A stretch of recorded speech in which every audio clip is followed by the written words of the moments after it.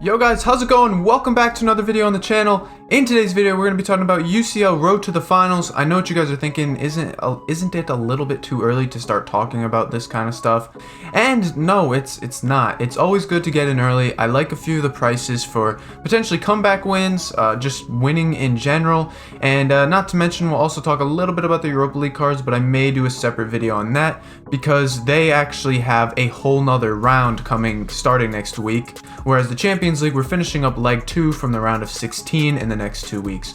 So without further ado, if you guys enjoyed today's video, drop a thumbs up on it and let's get right into it. So we are going to be starting on Footbin as always because, you know, we can see all the prices.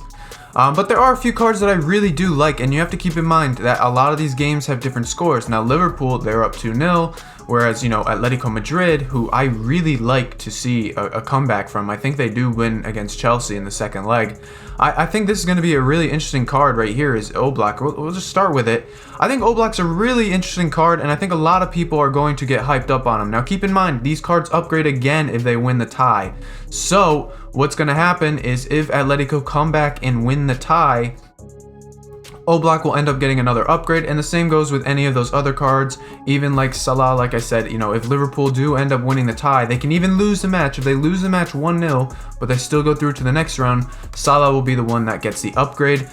So, you know, we're going to see a ton of probably hype up in a lot of these prices. Now, Oblak was one that I've been watching for a while. I think he's a really good investment, not just because of the hype going back up to the match. I mean, this was the hype in the lead up to the match to 300k, but I just think it's really smart to get in early. Now, I know all of you guys are probably going to be watching this video at different times. Now, of course, if you see his price has spiked up already a significant amount, you guys have to use your judgment not to buy in. By the time I'm making this video, these cards are still coming down. They're actually getting panic sold a little bit more than usual because we just got those icon player picks, so I feel like a lot of the market has kind of shifted into a sell mode while, you know, fodder is going crazy. But like I said, I think Oblak's a really good buy right now. You can sell into the hype. If you think Atletico are going to win, hold on to it. But as you guys can see, he's down a significant amount from, you know, his peak at 300k. I really think that's a safe card.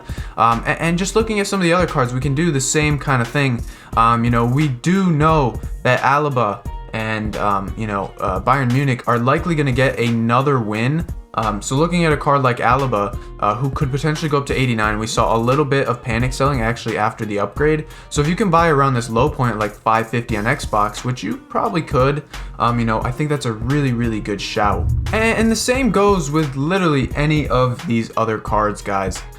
You know, a lot of them have the potential to win, you know, games and stuff like that. I mean, look at Icardi, for example. He could be going up to an 89 rated card at a low price. You could see, we'll take a look at his graph. But, you know, you want to buy when these cards kind of have dips. That's why I really liked Oblak there. Now, of course, Icardi is a little bit interesting because he did get that first upgrade. And he is hyped up because PSG are in. So, you know, if you do see a dip, you might want to buy in.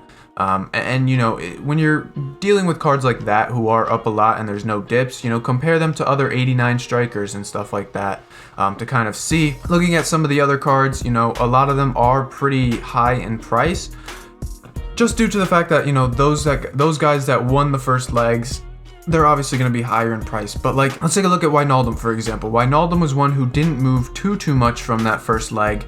You know, he's up a decent amount, but he could go much more because he's going to get a really insane card if Liverpool do win, going up to 89 rated and being in, you know, the Hullet gang stats.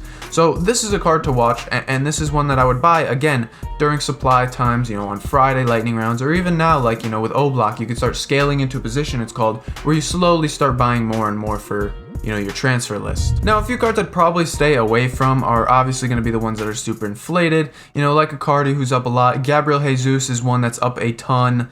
You know, Salah's up a lot. Even a card like Akanji, I think this is just a little bit too expensive. And the reason why I'm going to say stay away from them is, as always, when cards do upgrade, we always see that little bit of a dip. Now, it's probably not a good example with Akanji because he went extinct, but like some cards, you know, like, I don't know, I could try and find a couple, but like Varane, for example. Varane was one who was up actually a lot more at one point, and when he did win the tie, you saw this kind of little dip come in, and that happened on a lot of cards. Now, obviously, Varane did end up winning, so he you know, there was way more hype when, you know, he did go up. But like some of these cards with live cards, you see them go down after the upgrades.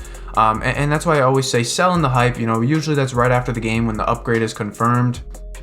A little hard to tell on Footbin because, again, it doesn't track that minute-to-minute graph. You know, where I was trading, you know, Road to the Finals with the Europa League, you know, when a card had just scored a goal, the card spikes, you know, a lot more than what that average price says. So you definitely want to sell in that big hype right there. And as always, you know, it's pretty decent profit.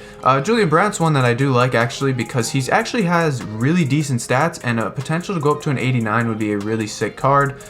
This is one that I am a big fan of, and as you can see, this is what happened with him. The upgrade came in. Now, obviously there was a little bit of a mistake on EA's part because of all those extra, you know, UCL cards that got upgraded on accident.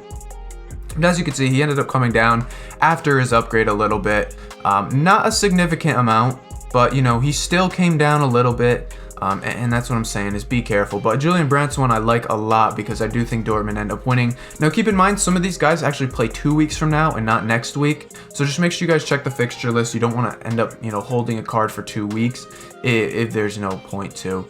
But, you know, just keep an eye out for them. I think you're going to see some really nice rebounds on some of these cards.